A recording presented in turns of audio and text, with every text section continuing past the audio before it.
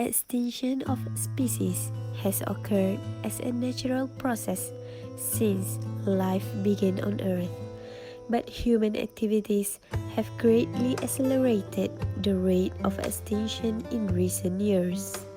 Among the many factors that may contribute to the disappearance of a species are habitat destruction, overexploitation, introduction of exotic species, and climate change. Endangered animals face extinction in all or a part of their ranges unless specific measures are taken for their protection. Endangered animals are also sunbear. Scientific classification, habitat, and native. The sunbear, or their scientific name Helarctos malayanus, is a species in the family Ursidae. The sunbear taxonomy starts from Animalia kingdom and it was categorized in phylum Chordata and class Mammalia. The sunbear is the smallest and one of the rarest bear species. It is also known as the honey bear for its love of honeycombs and honey. It was found from southern China to eastern India and as far south as Indonesia. Sunbears, also called Malayan sunbears, it takes their name from their big-shaped golden or white patch on their chest, which legend says represents the rising sun. They feed on sweet fruits, small rodents, birds, termites, and other insects. The sunbear was formerly widespread in the lowland forests of Southeast Asia, including tropical evergreen rainforest, montane forest, and swamp habitat. Sunbear is the smallest of all bear species.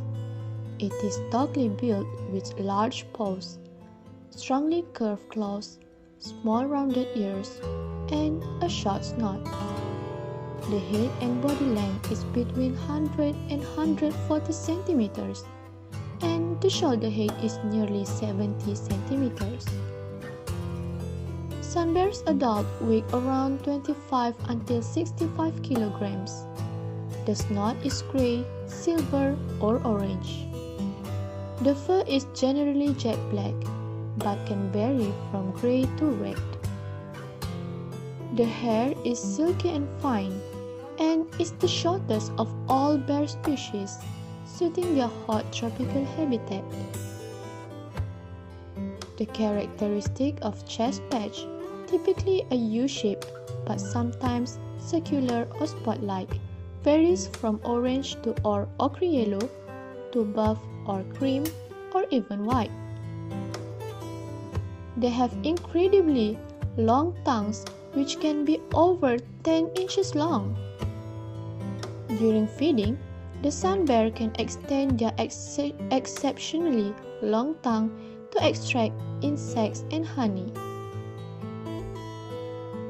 Their teeth are very large, especially the canines, and the bite force is high relative to its body size. The overall unique morphology of this bear, inward turned front feet, flattened chest, powerful foreclimb with large claws. This indicates adaptation for extensive climbing. There is a little known about wheel breeding behavior. The sunbear does not seem to have a regular breeding season anywhere in its range, with its cub appearing to be born every year. Mother sunbears tend to have between 1 and 2 cubs in a given breeding cycle, with usually 1 cub being the most common. In some rare cases, a mother can have up to 3 children at a time. Mother sunbear can breed year-round but usually get pregnant once a year. This is because the gestation period in female sunbear ranges from 95 to 240 days, which is much lower than in humans. to study the SUNBEAR hormones that characterize a particular breeding species in its original distribution area in Sarawak, Malaysia.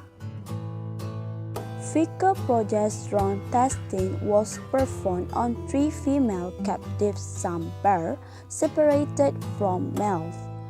Peak fecal progesterone concentration were observed once a year, and lactation was observed in all women after increasing progesterone concentration without mating stimulation. This finding indicates that SUNBEAR in Sarawak, Malaysia have ovulation occurring spontaneously and followed by pseudo-pregnancy. The total SUNBEAR population has declined by at least 30% in the last 30 years, contributing to SUNBEARs being classified as vulnerable in 2007, meaning they are at high risk of extinction in the wild. SUNBEARs face 3 main threats, which are habitat loss, commercial hunting, and pet trade. For habitat loss, like many species, deforestation and degradation of habitat has dramatically decreased their numbers. The main causes in Borneo are plantation development, unsustainable or illegal logging, and human-caused fires. In Sumatra and Borneo, large-scale conversion of forests to oil palm or other cash crops is proceeding at a rate of 1,000 seconds of kilometer square per year. For commercial hunting, SUNBEARs are primarily hunted for their gallbladders, which is used in Chinese folk medicine, and bear paws as an expensive delicacy. In China and Vietnam, bile is milked from bears while they are still alive. Bears are routinely restocked as they do not live long.